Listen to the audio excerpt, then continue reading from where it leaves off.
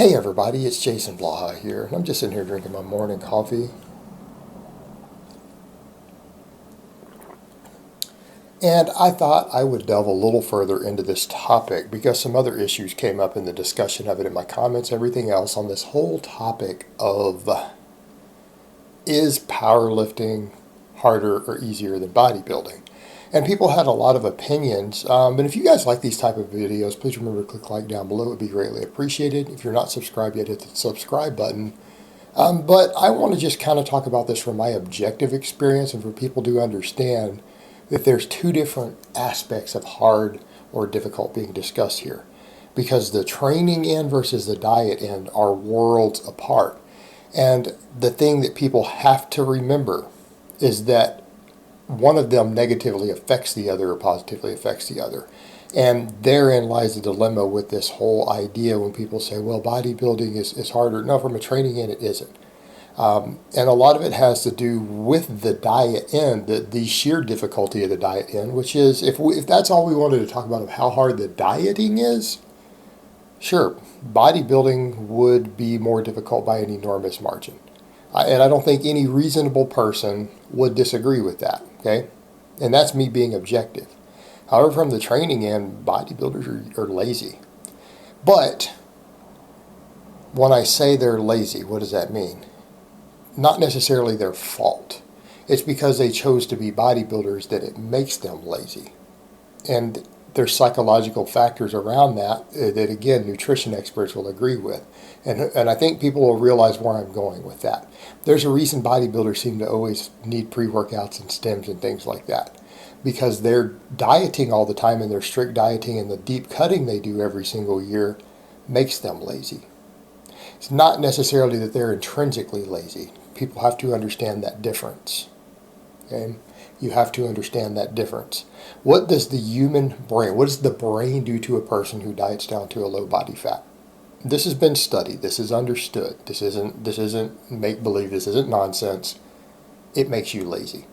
Your body turns you into a lazier person in order to keep you from starving to death. Bodybuilding is essentially a forced starvation. Now, granted, they'll give themselves lots of protein and stuff and other things to help hold on to muscle tissue.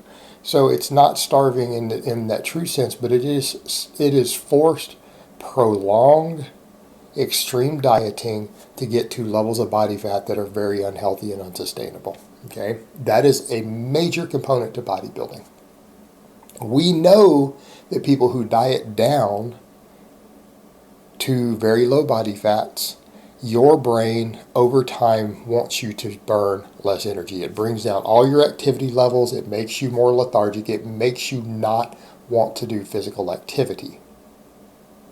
Okay? It makes you want to do that. Even a very driven person, their brain will turn on switches that will try to make them do that. And it will become instinctive for you to just move less, to just be lazy. Okay, and it's not that they're a lazy person, and that's what I want people to understand.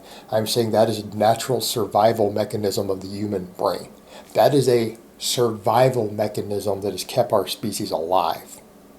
It's not a bad thing, because we're not meant to go to be that lean. We're not meant to. It's harmful to you. So what ends up happening? They're lazy. And if you look at the difference, and I'm not talking about what you guys perceive how you think a powerlifter trains. I'm talking about the serious, legitimate, hardcore powerlifting world. I think people who've been around that, they're getting the fat guy at their gym mixed up who maxes on his bench once a week and does do a meet. I think that they're confusing that with hardcore powerlifting and the way serious elite powerlifters often trained. That is not the same thing. You generally find in powerlifting circles on the training end, and this is not even subject to debate. Look at the training requirements and the energy output and force output required to train for serious powerlifting versus bodybuilding. It's much higher. All right? And we know if you go look at the diets of various bodybuilders and powerlifters who you know, start asking them, serious ones, you're going to find that powerlifters need a ton more food at the same body weight. The caloric needs are higher. And it's because the energy turnover is higher. The conditioning work is more intense. The training is more intense with usually just as much volume. They don't diet down, so their activity level is in general higher. So a 220-pound bodybuilder versus a 200-pound power lifter in training, it's not uncommon for the power lifter to need an extra 1,000 calories a day. Okay, so from a training end, there should be no debate. And what do I mean? People say, well, but power lifters don't do all this hypertrophy work. Yeah, they do. And that's the misconception that a lot of people have. They don't understand that both power lifters and bodybuilders both train for maximum hypertrophy. Okay? And that needs to be made clear. That is a point that gets lost in the noise.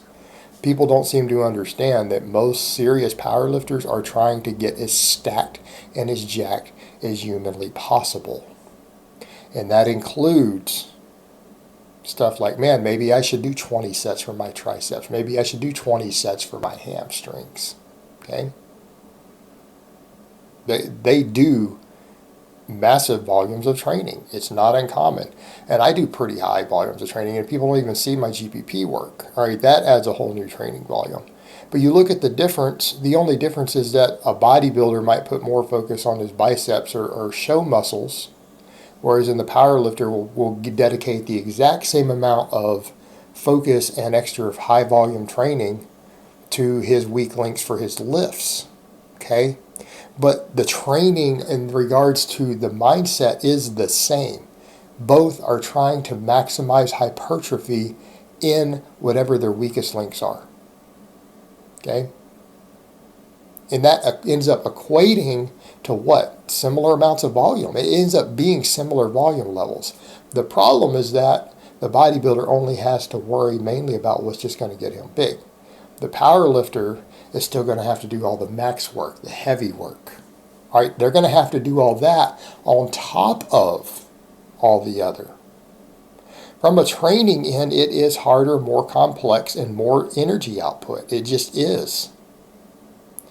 And people say, well, bodybuilders will do these extended beyond failure sets. Yeah, because they're stupid. There's no hypertrophic benefit to that. They're not getting bigger because they did that. They're doing it just because they like to inflict self-harm. But that doesn't mean the training is harder in the sense of the amount of energy used, muscle fibers recruited, force production, work done. It is not higher. That's just inflicting pain because you want to hurt yourself. It's not actually helping their gains. And so that's nonsense. That's silly. But we come over also to the conditioning side. People say, well, powerlifters don't do conditioning. Most serious powerlifters do way higher conditioning than most bodybuilders. And I don't know where people get that. You haven't been around both. And I'm not saying there aren't exceptions to both rules. I'm saying done correctly, though, you generally see a lot of high-intensity cardio in strength athletes. Sled drags, prowler pushes, weighted carries, barbell complexes. A lot of jump work, okay? This is part of strength sports. And most of the good coaches know that a highly conditioned lifter is a better power lifter and a better athlete.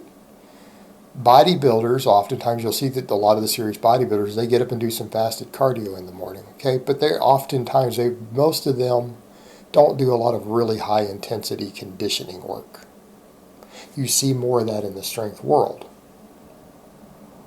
And we come over to the other point, because they're tired because they're dieting all the time. Tired because they're dieting all the time. And let's think about that from an energy perspective and a training difficulty perspective. If your idea of cardio is to do some list cardio fasted in the morning and you have one leg day every week, you can't compare that to a strength athlete. That is so far below it in terms of work. But then we come over to the other end. Because power lifters usually aren't trying to get shredded. Body composition matters for weight class. It matters a lot. They're not trying to get shredded. And they have a high energy output from the training all the time. Powerlifters get to be a lot looser with the diet. They eat more food all the time. So the dieting end, on the other extreme, is so dramatically more extremely restrictive that it is possibly more difficult than how much harder powerlifters train. Okay? So if we talk about training, I don't think any reasonable person, unless they're completely ignorant, thinks that bodybuilders train as hard as powerlifters. There are some, but they're the exception. They're not the norm. Talking in general, even at the higher levels. But on the dieting end, it's almost unheard of, and there are exceptions. For a power lifter to diet as hard or as strictly as a bodybuilder does, right? Strength athletes just generally don't. So if we're going to be objective and really be objective and set our personal biases to the side, powerlifting training is a hell of a lot harder than bodybuilding training. Bodybuilder dieting is extremely, excessively more difficult than strength athlete dieting. Okay? That is honestly a very fair assessment of it. And anyone who doesn't understand that is probably quite ignorant. They're quite ignorant regarding these topics. So that's going into a little deeper discussion on it. All right, guys, but that's really all I have to say on that today. I hope it's been informative, and I will talk to you guys next time.